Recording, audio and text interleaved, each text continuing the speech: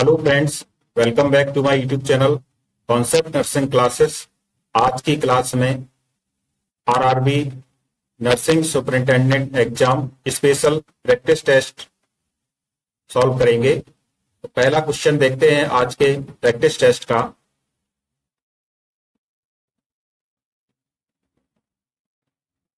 निम्नलिखित में से कौन सा एक अनिवार्य अमीनो अम्ल है? Option 1 glycine, option 2 proline, option 3 serine, option 4 valine. Correct answer होगा ऑप्शन 4 वेलिन। अनिवार्य अमीनो अम्ल, सबसे पहले तो ये समझते हैं कि ये अमीनो अम्ल क्या होते हैं। अमीनो अम्ल का मतलब होता है कि प्रोटीन के छोटे छोटे खंड जिनके मिलने से प्रोटीन का निर्माण होता है। ऐसे अणु जिनके आपस में मिलने से प्रोटीन का निर्माण होता है उनको अमीनो अम्ल कहते हैं। अमीनो अम्ल दो प्रकार के होते हैं। एक तो होते हैं आवश्यक अमीनो अम्ल, जिनकी आवश्यकता शरीर को बाहर से होती है, मींस खाने के साथ इनको लेना पड़ेगा। और एक होते हैं अनावश्यक अमीनो अम्ल, means non essential amino acid. इस प्रकार के जो अमीनो अम्ल होते हैं इन्हें शरीर स्वयं बना लेता है अपने डेली रूटीन कार्यों के लिए, कोशिका के कार्यों के लिए। इसलिए इनको अनावश्यक अमीनो अम्ल कहते हैं, क्योंकि इन्हें खाने के साथ लेना आवश्यक नहीं होता है। अब बात करते हैं कि आवश्यक अमीनो अम्ल कितने होते हैं। टोटल होते हैं 20, जिसमें से जो आवश्यक होते हैं ये होते हैं 9। इसके लिए आपके लिए एक यहाँ पर ट्रिक है जिससे कि आप आसानी से याद रख सकते हैं कि कौन सा अमीनो अम्ल आवश्यक अमीनो अम्ल होता है। तो यहाँ पर जो ट्रिक है, हिल पर मेरी टीवी टूटी। तो हिल से मतलब आप देखें HILL पर मेरी टीवी टूटी। तो हिल का जो 4 अक्षर का ये शब्द है, ये वाक्य लिखा है 4 अक्षर का। इसमें आप देख सकते हैं H फॉर हिस्टीडीन हो जाएगा, I फॉर आइसोल्यूसिन हो जाएगा, नेक्स्ट L फॉर ल्यूसिन हो जाएगा, और ये लास्ट में जो L लिखा हुआ है इसका लाइसिन हो जाएगा। थर्मीन्स हो जाएगा फेनिल एलेनिन, मेरी मिथियोनिन, और टी थ्रियोनिन, और वी विलाइन। इस प्रकार से ये, और एक और रह गया 9th होता है 2T मीन्स ट्रिप्टोफान। तो इस प्रकार से ये 9 अमीनो अम्ल होते हैं। इसकी ट्रिक आपके सामने दी गई है, और ये ट्रिक आसानी से अमीनो अम्ल जो आवश्यक है उनको याद करने के लिए बहुत ही आवश्यक होगी आपके लिए, क्योंकि कई प्रकार के एग्जाम्स में लगभग हर नर्सिंग ऑफिसर के स्टाफ नर्स के एग्जाम में एक क्वेश्चन एसेंशियल अमीनो एसिड से संबंधित अवश्य आता है। ये यदि आप ट्रिक याद रखेंगे तो आपका एसेंशियल अमीनो अम्ल से संबंधित क्वेश्चन कभी गलत नहीं होगा। इस प्रकार से हम देखते हैं कि यहाँ पर TB और B4 वेलाइन होता है, जो यहाँ पर चौथा ऑप्शन था। इस प्रकार से इस क्वेश्चन का जो करेक्ट आंसर है ऑप्शन 4 बिल्कुल सही हो जाएगा। अब चलते हैं अगले क्वेश्चन की ओर। क्वेश्चन नंबर 2 दिया गया है आपके सामने। कोलेरेटिक्स क्या है? एक पदार्थ जो आदिमान उत्पन्न करके भोजनोपरांत आकुलन के लक्षणों से राहत देता है। दूसरा ऑप्शन है एक पदार्थ जो यकृत द्वारा पित्त स्राव में वृद्धि करता है। तीसरा ऑप्शन है एक पदार्थ जो उद्वीकरण उत्पन्न करके भोजनोपरांत आकुलन के लक्षणों से राहत देता है। और चौथा ऑप्शन है एक पदार्थ जो पित्ताशय से ग्रहणी में पित्त के प्रवाह में वृद्धि करता है। तो यहां पर शब्द है कोलेरेटिक्स। कुछ सेकंड का आपके पास समय है, अपना आंसर भी सोचिए, जिससे कि आपका जो प्रैक्टिस है वो एकदम अच्छी से बनी रहे। तो इसका करेक्ट आंसर होगा ऑप्शन 2। कोलेरेटिक्स ऐसे पदार्थ होते हैं, ऐसे सब्सटेंस होते हैं जो लीवर से बनने वाला जो बाइल सिक्रेशन होता है, बाइल होता है, उसको बनाने में क्या करते हैं, वृद्धि करते हैं, बाइल प्रोडक्शन इंक्रीज करते हैं। इस प्रकार से आंसर तो इसका ऑप्शन 2 हो गया बिल्कुल करेक्ट। तो कोलेरेटिक्स ऐसे सब्सटेंस होंगे जो लीवर से बाइल के प्रोडक्शन को इंक्रीज करने का कार्य करते हैं, उन्हें कोलेरेटिक्स कहते हैं। अब इनकी आवश्यकता शरीर को कब पड़ेगी, जब यकृत बीमार होगा, जब लीवर डिजीज होगी, जब लीवर सिरोसिस होगा, तो शरीर में अभी कम बनेगा बाइल। तो बाइल का काम होता है फैट को एसिमिलेट करके उसका पाचन करना, वसा को पचाना। जब बाइल कम बनेगा तो जो भी व्यक्ति फैट खाएगा, वसा खाएगा, उसका पाचन नहीं हो पाएगा। इसलिए इसको बाहर से दवा के रूप में भी दिया जाता है। नेचुरली हमारे शरीर में कुछ सब्सटेंस होते हैं जो कोलेरेटिक्स का काम करते हैं। अब कौन कौन से सब्सटेंस हैं और इस संबंध में जो व्याख्या है वो दी गई है। तो पहला होता है एसिटिल कोलिन। ये अपने ही शरीर से निकलता है और कोलेरेटिक एजेंट की तरह कार्य करता है, प्रभावी होता है। सीक्रेटिन है, सीसीके है, एसिड काइम इन इंटेस्टाइन है, ये इंटेस्टाइन में निकलने वाला जो एसिड काइम होता है वो है, और वाइल्ड साल्ट है। ये क्या करते हैं, कोलेरेटिक्स की तरह व्यवहार करते हैं, कोलेरेटिक एजेंट होते हैं।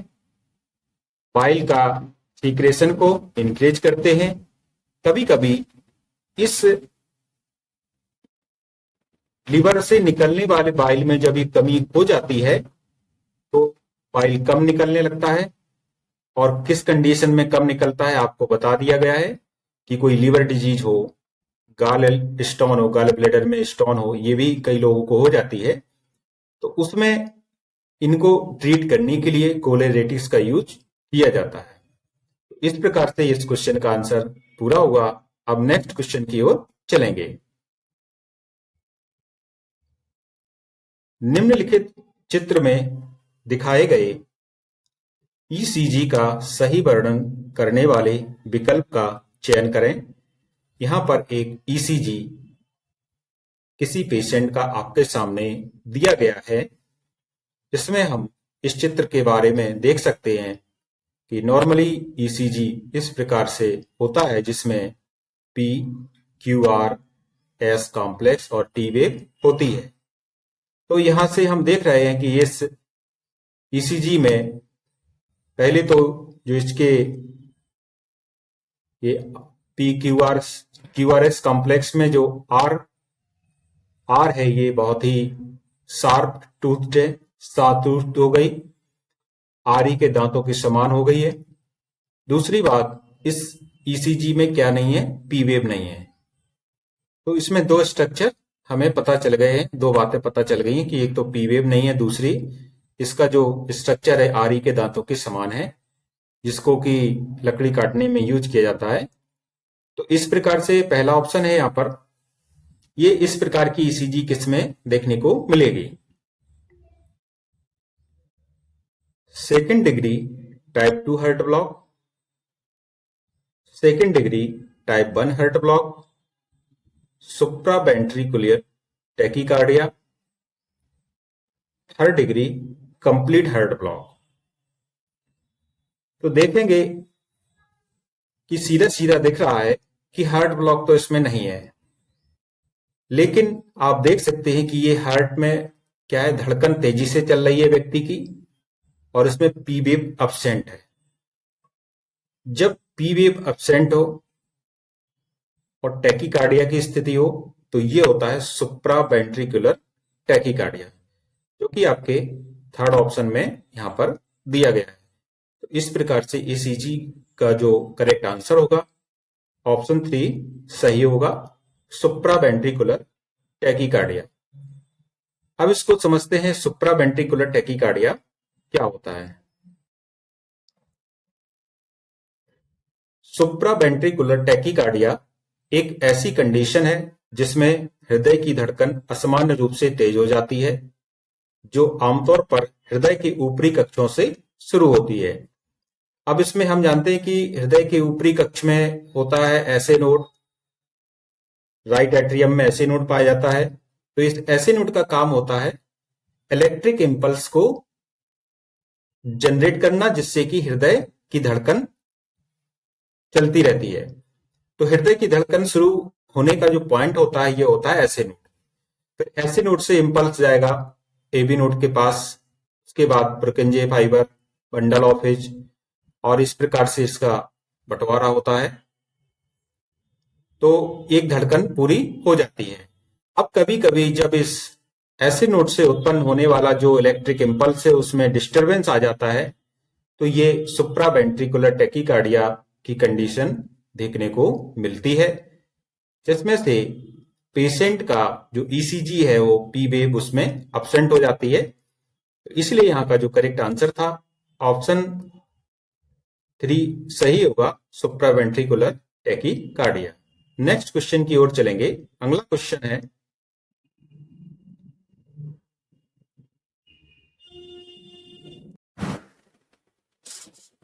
all of the following are heart disease due to left to right shunt except निम्नलिखित में से सभी बाएं से दाएं शंट के कारण होने वाले हृदय रोग हैं सिवाय option 1 ventricular septal defect, option 2 patent ductus arteriosus, option 3 trunks arteriosus, option 4 atrial septal defect. कुछ सेकंड का टाइम है आपके लिए, अपना उत्तर सोचिए और बताइए।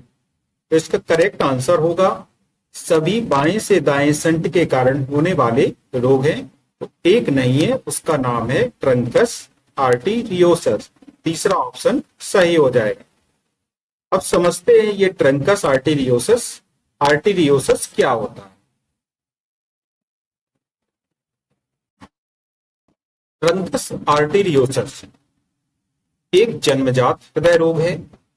जो बच्चे जन्म के साथ पैदा होते हैं उनमें यदि ये कंडीशन या ये प्रॉब्लम हो तो तुरंत ही सर्जरी की आवश्यकता पड़ती है। अब इसमें प्रॉब्लम ऐसी क्या होती है ट्रंकस आर्टेरियोसस में, तो यहां पर हम देख सकते हैं कि एक हम लोगों के सामने ये हार्ट दिया गया है। ये एक नॉर्मल हार्ट है जिसमें राइट एट्रियम है, राइट वेंट्रिकल है, लेफ्ट एट्रियम है और लेफ्ट वेंट्रिकल है, और यहां पर एक एओर्टा है और एक होती है पल्मोनरी आर्टरी और पल्मोनरी वेन। अब इसमें प्रॉब्लम कहां हो जाती है, तो इसमें देख सकते हैं आप कि एओर्टा और पल्मोनरी आर्टरी, इनमें क्या हो जाता है, इनका रास्ता एक ही हो जाता है, मतलब ये दो नहीं रहती, एओर्टा और पल्मोनरी आर्टरी। तो ये जिसके कारण शरीर में ऑक्सीजन की लगातार कमी बनी रहती है, और ये देख सकते हैं कि ये ऑक्सीजनेटेड और डीऑक्सीजनेटेड ब्लड मिक्स हो गया है यहाँ पर। तो इसके कारण बच्चा जो भी इसके साथ पैदा हुआ है वो अधिक डेवलप नहीं हो पाएगा और उसको एक सर्जरी की आवश्यकता पड़ेगी।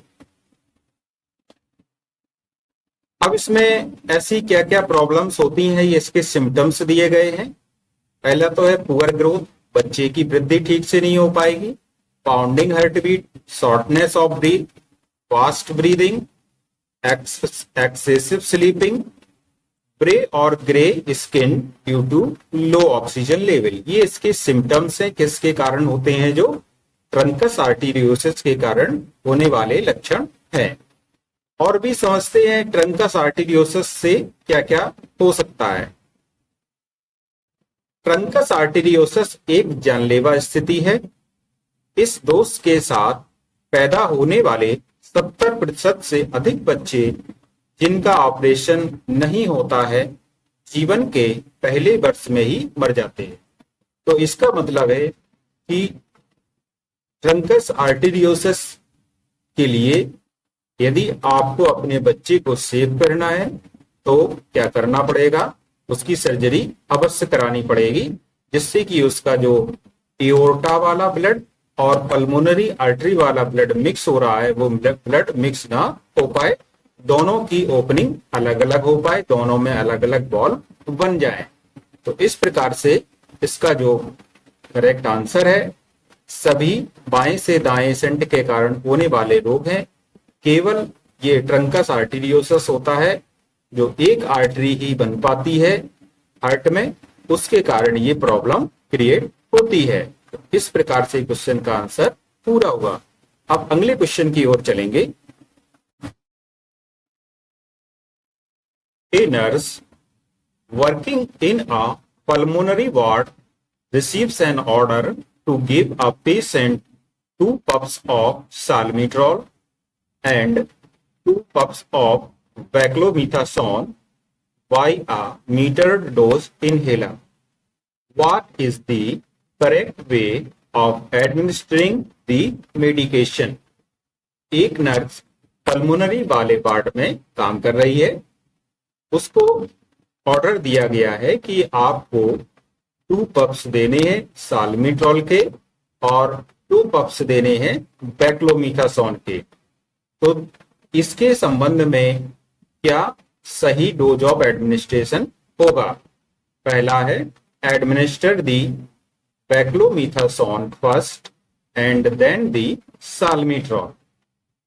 दूसरा ऑप्शन है alternating a single puff of each, first administer the salmeterol।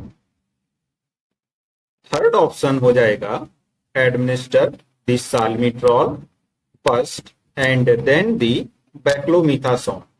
And fourth option हो जाएगा alternating a single puff of each, first administer the beclomethasone। इस कंडीशन में जब साल्मीट्रॉल और बेक्लोमीथासोन की बात हो तो पहले क्या करते हैं, पहले साल्मीट्रॉल एडमिनिस्टर करेंगे, उसके बाद बेक्लोमीथासोन को देंगे। इसलिए करेक्ट आंसर हो जाएगा ऑप्शन 3। अब ऐसा क्यों करते हैं कि साल्मीट्रॉल पहले दिया जा रहा है जबकि बेक्लोमीथासोन बाद में देना पड़ रहा है? ऐसा इसलिए करते हैं, ऐसा एक्सप्लेनेशन से देखेंगे।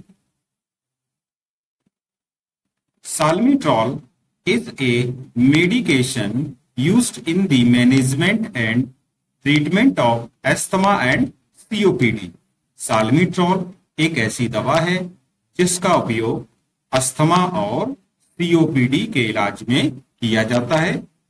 It is in the beta 2 adrenergic agonist class medication.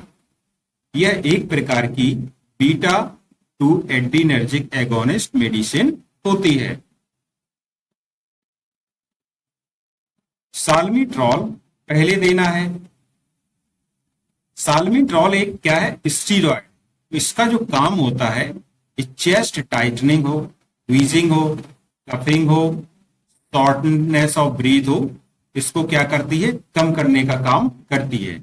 जबकि जो बेक्लोमीथासोन होता है ये इंफ्लामेटरी कंडीशन मीन सूजन को कम करती है। तो पहले क्या होगा, चेस्ट में आराम मिलेगा, हल्की हो जाएगी, चेस्ट की टाइटनेस कम हो जाएगी। उसके बाद जो भी इन्फ्लामेशन है चेस्ट में वो ठीक होगी। इसीलिए यह एडवाइस किया जाता है कि साल्मीट्रॉल को पहले एडमिनिस्टर करें। उससे होगा क्या कि जो भी पेशेंट के सिम्टम है, अस्थमा की प्रॉब्लम है, उसमें आराम मिल जाएगा। इमरजेंसी कंडीशन है क्योंकि बहुत ज्यादा सांस फूलने होती है, तो पहले साल्मिट्रॉल देने से, साल्मिट्रॉल एक ब्रोंकोडाइलेटर का काम करेगा, उसके बाद जो भी सूजन है वो कम हो जाएगी। तो पहले पेशेंट को आराम देना है, उसके बाद उसकी सूजन को कम करना है। तो ऐसे तो पहले दिया जाएगा साल्मिट्रॉल और उसके बाद दिया जाएगा बैक्लोमिथासोन डाइक्लोप्रोपियोनेट। काम होगा इसका इन्फ्लामेशन को कम करना। नेक्स्ट क्वेश्चन की ओर चलेंगे। The neurotransmitter abnormality commonly associated with Parkinson's disease is आमतौर पर पार्किंसंस रोग से जुड़ी न्यूरोट्रांसमीटर असामान्यता है। Option 1 low level of dopamine, option 2 high level of dopamine, option 3 high level of epinephrine, option 4 low level of epinephrine. जब भी Parkinson वाली बात आए तो पार्किंसन एक ऐसी बीमारी है जो अक्सर ओल्ड एज में होती है और इसका कारण होता है हमारे ब्रेन में पाए जाने वाले एक न्यूरोट्रांसमीटर का कम हो जाना, जिसका नाम होता है dopamine. So the correct answer is option 1। Parkinson disease is caused by the breakdown or death of nerve cells in the brain called neurons. This leads to a loss of dopamine, a chemical messenger in the brain that causes irregular brain activity. Parkinson में बीमारी तब होगी जब जो nerve cell हैं वो damage हो जाएंगी और उनसे निकलने वाला डोपामीन पर्याप्त मात्रा में नहीं निकल पाएगा। जब ये नहीं निकलेगा तो ब्रेन की एक्टिविटी डिस्टर्ब हो जाएगी, जिसके कारण से पार्किंसन की बीमारी शुरू हो गई। अब पार्किंसन में क्या होता है, देख सकते हैं चेहरा झुक गया है एकदम, फॉरवर्ड टिल्ट ऑफ टंग, इस प्रकार से जो व्यक्ति है कपकपाहट के साथ चलता है, उसकी कमर में जकड़न आ जाती है, आगे की तरफ वो झुक जाता है और हाथ भी क्या होने लगते हैं, कपने लगते हैं। तो ये सारे लक्षण पार्किंसन के होते हैं। अब इसके ट्रीटमेंट की बात करें तो ऐसा कोई परमानेंट ट्रीटमेंट नहीं है, केवल कुछ मेडिसिन चलती हैं इसमें जिससे कि हल्का रिलीफ मिल जाता है, लेकिन इसका कोई ऐसा परमानेंट ट्रीटमेंट नहीं होता है। नेक्स्ट क्वेश्चन की ओर चलेंगे। रॉकर बॉटम फीट निम्नलिखित में से किस रोग का लक्षण है? Trisomy 18, trisomy 15, trisomy 21, trisomy 13। Rocker bottom feet तो ये एक रोग होता है जिसको कहा जाता है ट्राइसोमी 13। इस रोग का ये लक्षण होता है। अब ट्राइसोमी 13 का मतलब होता है कि जैसे हम लोग जानते हैं कि मनुष्य में 23 जोड़े गुणसूत्र होते हैं, जिसमें से 22 होते हैं और प्लस 22 ऑटोसोमल क्रोमोसोम होते हैं और एक जोड़ी जो 23वां होता है ये सेक्स क्रोमोसोम माना जाता है। तो इस 22 जोड़ी में जो 13वें जोड़ी है, क्योंकि ये क्या करते हैं कि जोड़ियों में चलते हैं, जैसे एक जोड़ी हो गई, ये 2 जोड़ी हो गई, ये 3 जोड़ी हो गई, तो 13वीं जोड़ी पर जब ये क्रोमोसोम डीएनए में 13वीं जोड़ी पर क्या प्रॉब्लम होती है कि 13th पर 3 क्रोमोसोम हो जाते हैं, इसको बोलेंगे हम ट्राइसोमी 13। इसके कारण जो बीमारी पैदा होगी रॉकर बॉटम फिट हो जाएगी। अब ये रॉकर बॉटम फिट क्या होता है यहां पर देखेंगे। रॉकर बॉटम पैर वाले बच्चे में पैर का निचला हिस्सा विपरीत दिशा में मुड़ता है, जिसमें देख सकते हैं ये आपके कोई भी जो बच्चा इस प्रकार से पैदा होगा इसका जो उसके आगे चलने में प्रॉब्लम होती है और बहुत ही रेयर डिजीज है। 10,000 जन्म में से एक ही व्यक्ति को एक ही बच्चे को ये देखने को मिलती है। तो इसमें जो पैर की अंगुलियां हैं और एड़ियां हैं, ये क्या होती है, ऊपर की ओर मुड़ती हैं, ये सीधी नीचे आती है, मतलब मध्य भाग, पैर सीधा जमीन पर नहीं पड़ता है, तो इसको बोलते हैं रॉकर बॉटम फुट, और देखने को ये होता है ट्राइसोमी 13 में। Next question, theory IV for malformation, theory for malformation के संदर्भ में निम्नलिखित में से कौन सा कथन सत्य है? ऑप्शन 1 सेरिबेलम और सेरिबेलर टॉन्सिल का नीचे की ओर विस्थापन। Option 2 encephalon cervical meningocele. Option 3 cerebellum का हाइपोप्लेसिया। ऑप्शन 4 सेरिबेलम बर्मिस और टॉन्सिल का नीचे की ओर विस्थापन। थियरी फॉर मेलफॉर्मेशन एक ऐसी कंडीशन है जिसमें ये सेरिबेलम जो होता है, जिसको छोटा दिमाग भी कहा जाता है, ये स्पाइन में थोड़ा सा चला जाता है, तो ये देखने को मिलेगा ऑप्शन 3 में सेरिबेलम का हाइपोप्लेशिया।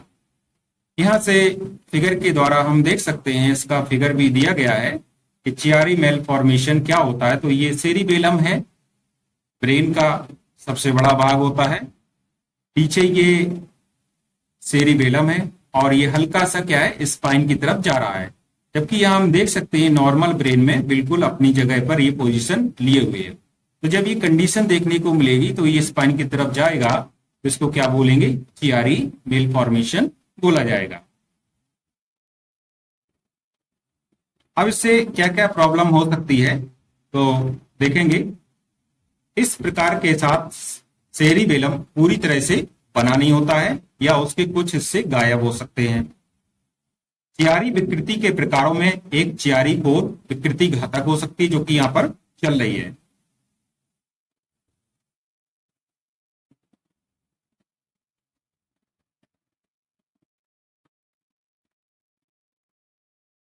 नेक्स्ट क्वेश्चन की ओर चलेंगे। मैगल फोर्सेप्स का उपयोग क्या है? ऑप्शन 1 वस्तुओं को रोगाणु रहित ड्रम से अन्य रोगाणु रहित क्षेत्रों में स्थानांतरित करना। ऑप्शन 2 थायरोइडेक्टोमी के दौरान ऊतकों को काटना और पकड़ना। ऑप्शन 3 स्वरयंत्र में एंडोट्रैकियल ट्यूब के निवेशन में सहायता करना। ऑप्शन 4 सिर और गर्दन पर टांके लगाने के दौरान सुई को पकड़ना। तो पहले जब तक आपको इसका स्ट्रक्चर पता नहीं होगा तो आप ये क्वेश्चन शायद ही कर पाए। तो पहले तो समझते हैं, देखते हैं इसका स्ट्रक्चर इस प्रकार से होता है। ये मैगल फोर्सेप है, तो मैगल फोर्सेप है, यहाँ पर देख रहे हैं कि ये एंडोट्रैकियल ट्यूब के एडमिनिस्ट्रेशन में, इंसर्शन में क्या कर रही है, सहायता कर रही है। तो इसलिए इसका जो करेक्ट आंसर है ऑप्शन 3 सही हो जाएगा। नेक्स्ट क्वेश्चन की ओर चलेंगे। क्लेफ्ट लिप वाले बच्चे के लिए मिलार्ड का नियम क्या है? Option 1 rule of 10। Option 2 rule of 7। Option 3 rule of 5। Option 4 rule of 9। कटे होंठ, कटे तालू, क्लेफ्ट लिप, इनके लिए क्या होता है, मिलार्ड का नियम लगाया जाता है। तो ये 10 के नियम के अनुसार ये नियम होता है, 10 का नियम। अब इसमें क्या 10 का नियम है, पहले ये समझते हैं। तो होगा क्या है कि जैसे किसी व्यक्ति का होंठ कट गया, सॉरी, जो बचपन में कटे होंठ, कटे तालू के साथ जो बच्चे पैदा होते हैं, उनकी सर्जरी की जाती है। जब सर्जरी के लिए क्या है कि 10 का नियम लगाया जाता है। 10 का नियम के अनुसार क्या होता है कि उनकी जो एज है, बच्चे की उम्र है, पहली बात तो 10 सप्ताह होनी चाहिए। दूसरा, वजन 10 पाउंड, जो कि बराबर होगा 4 से 4.5 किलोग्राम, वो होना चाहिए। और हीमोग्लोबिन 10 ग्राम से कम नहीं होना चाहिए, इससे ज्यादा ही होना चाहिए। तो ये होता है 10 का नियम। पहला होगा उम्र 10 सप्ताह है, वजन 10 पाउंड और हीमोग्लोबिन लेवल 10 ग्राम से ज्यादा। ये यूज किया जाएगा किसमें, कटे होंठ की सर्जरी के लिए। नेक्स्ट क्वेश्चन की ओर चलेंगे। AFB टेस्ट निम्नलिखित में से किस रोग से संबंधित?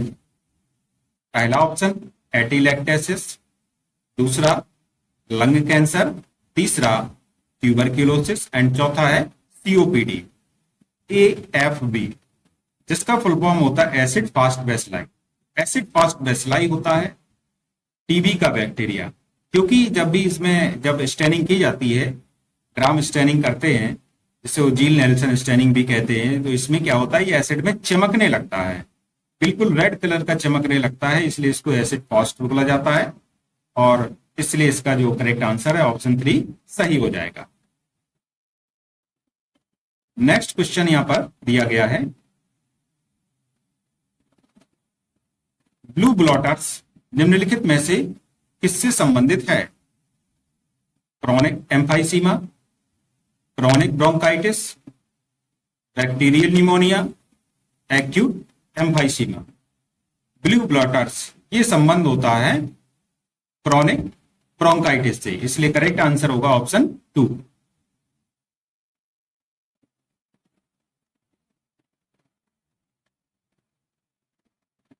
तो यहां पर समझ सकते हैं हम, एक चित्र दिया गया है, ये ब्लू ब्लॉटर है और ये पिंक पफर है। तो इसमें ये जो सीना हो जाता है ये बैरल चेस्ट हो जाता है। तो ब्लू ब्लैटर का मतलब है इसमें जो व्यक्ति को प्रॉब्लम होगी अस्थमा की, तो उसका जो सीना है, चेस्ट है, वो थोड़ा सा आगे की ओर निकल आता है, जबकि ये सीना इसमें अंदर की ओर धंस जाता है। तो ये दो अंतर होते हैं पिंक पफर और ब्लू ब्लॉटर।